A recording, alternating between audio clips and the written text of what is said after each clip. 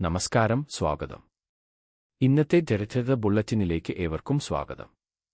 ഒരു ഡെലിവറി റൈഡറുടെ അവിശ്വസനീയമായ സാഹിത്യ നേട്ടം, നോർവേയിൽ പുതിയ സ്മാരകത്തിന്റെ അനാച്ഛാദനം, ഇറാനിലെ സമരങ്ങളുമായി ബന്ധപ്പെട്ട ഏറ്റവും പുതിയ വിവരങ്ങൾ എന്നിവയാണ് ഇന്നത്തെ പ്രധാന വാർത്തകൾ.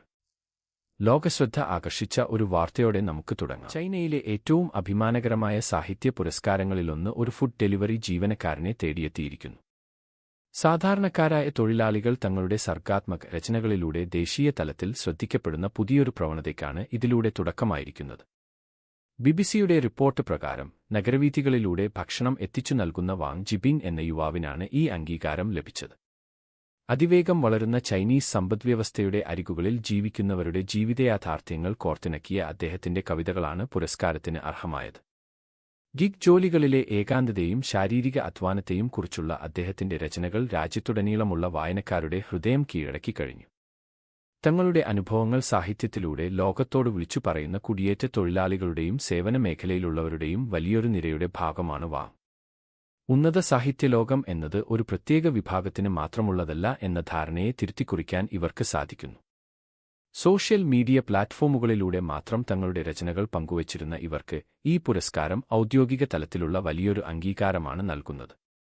ചൈനയുടെ സേവന മേഖലയെ ചലിപ്പിക്കുന്ന ലക്ഷക്കണക്കിന് തൊഴിലാളികളുടെ ശബ്ദമായി മാറുന്ന ഇത്തരം ആധികാരികമായ രചനകൾക്ക് വായനക്കാർക്കിടയിൽ വലിയ സ്വീകാര്യതയുണ്ടെന്ന് സാഹിത്യ നിരൂപകർ അഭിപ്രായപ്പെടുന്നു. ആധുനിക നഗരജീവിതത്തിലെ സാമൂഹിക അന്തരങ്ങളെ മറികടക്കാൻ വ്യക്തിപരമായ അനുഭവക്കുറിപ്പുകൾക്ക് കഴിയുമെന്നതിന്റെ തെളിവാണ് വാങ് ജിബിങ്ങിന്റെ ഈ നേട്ടം.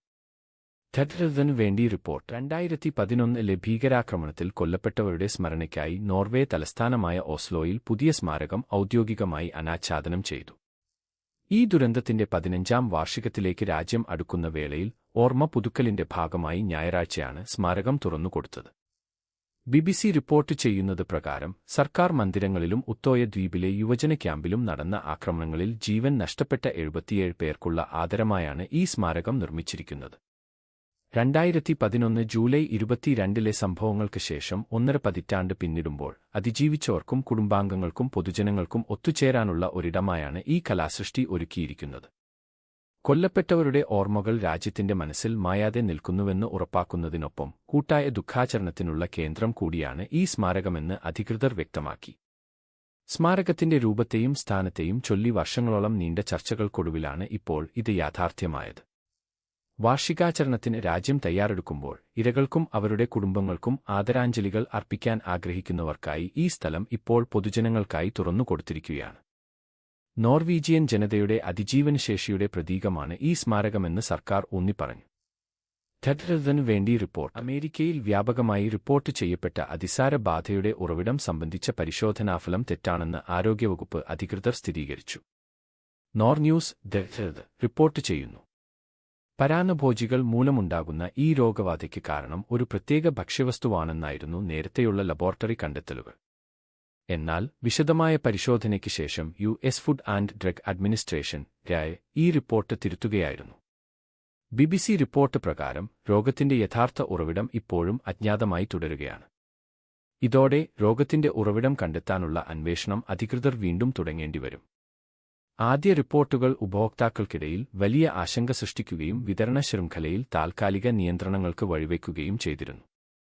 എന്നാൽ പ്രാഥമിക വിവരങ്ങൾ തെറ്റാണെന്നും രോഗത്തിന്റെ യഥാർത്ഥ കാരണം അതല്ലെന്നും FDA വ്യക്തമാക്കി. രോഗത്തിന്റെ ഉറവിടം കണ്ടെത്താനുള്ള ശാസ്ത്രീയ അന്വേഷണം ആരോഗ്യവകുപ്പ് തുടരുകയാണ്. ഭക്ഷ്യസുരക്ഷാ മാനദണ്ഡങ്ങൾ കർശനമായി പാലിക്കണമെന്ന് അധികൃതർ പൊതുജനങ്ങൾക്ക് നിർദ്ദേശം നൽകി. പുതിയ സാമ്പിളുകൾ പരിശോധിക്കുന്നതിനായി പ്രാദേശിക ആരോഗ്യവകുപ്പുകളുമായി ചേർന്ന് പ്രവർത്തിക്കുകയാണെന്നും ഭാവിയിൽ കൃത്യമായ പരിശോധനയ്ക്ക് ശേഷം മാത്രമേ ഔദ്യോഗിക മുന്നറിയിപ്പുകൾ നൽകുകയുള്ളൂ എന്നും അധികൃതർ അറിയിച്ചു. രോഗത്തിന്റെ ഉറവിടം കണ്ടെത്താൻ എത്ര സമയമെടുക്കുമെന്ന കാര്യത്തിൽ നിലവിൽ വിവരങ്ങളൊന്നും ലഭ്യമല്ല. ഇറാനിലെ കേന്ദ്രങ്ങൾ ലക്ഷ്യമാക്കി തുടർച്ചയായ 9ാം ദിവസവും അമേരിക്കൻ സൈന്യം ആക്രമണം നടത്തിയിരിക്കുകയാണ്. അന്താരാഷ്ട്ര തലത്തിൽ വലിയ ശ്രദ്ധയാകർഷിച്ച സംഘർഷങ്ങൾക്കൊടുവിൽ മേഖലയിലെ സൈനിക നീക്കങ്ങൾ കൂടുതൽ ശക്തമാകുന്നതിന്റെ സൂചനയാണിത്. അൽ ജസീറയും NPRും റിപ്പോർട്ട് ചെയ്യുന്നത് പ്രകാരം ഇന്നലെ രാത്രിയാണ് ആക്രമണങ്ങൾ നടന്നത്.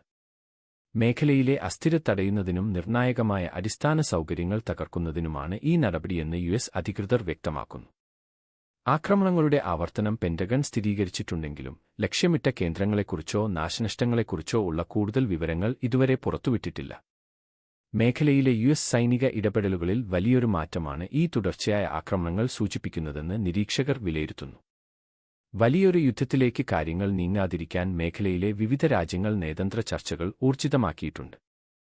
ഈ ആക്രമണങ്ങളുടെ ഫലത്തെക്കുറിച്ച് വാഷിംഗ്ടണിൽ നിന്നോ ടെഹ്റാനിൽ നിന്നോ ഔദ്യോഗികമായ വിശദമായ റിപ്പോർട്ടുകൾ ഇതുവരെ ലഭിച്ചിട്ടില്ല. കൂടുതൽ വിവരങ്ങൾക്കായി ചരിത്രമായി തുടർന്നും ബന്ധിപ്പിക്കുക. ലോകകപ്പ് ഫൈനലിലെ തോൽവിക്ക് ശേഷവും അർജന്റീനൻ ഫുട്ബോൾ ടീമിന് ആദരമർപ്പിച്ച് ആയിരക്കണക്കിന് ആരാധകരാണ് ബ്യൂണസ് അയർസ് തെരുവുകളിൽ തടിച്ചുകൂടിയത്.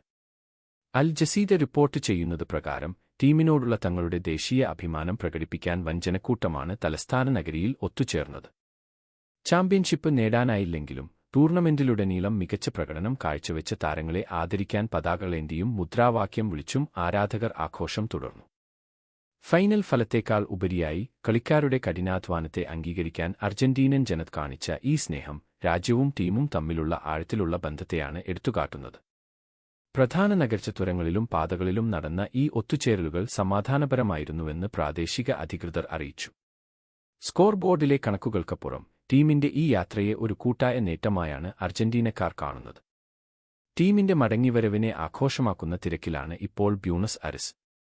കൂടുതൽ വാർത്തകളുമായി ഡെൽറ്റതിൽ തുടരുക. ഇറാനിലെ ലക്ഷ്യസ്ഥാനങ്ങൾക്ക് നേരെ അമേരിക്ക നടത്തിയ ഏറ്റവും പുതിയ സൈനിക ആക്രമണങ്ങൾ ഔദ്യോഗിക കൃത്യനിർവഹണത്തിനിടെ കൊല്ലപ്പെട്ട അമേരിക്കൻ സൈനികർക്കുള്ള ആദരസൂചകമായാണെന്ന് യുഎസ് പ്രസിഡന്റ് ഡൊണാൾഡ് ട്രംപ് വ്യക്തമാക്കി.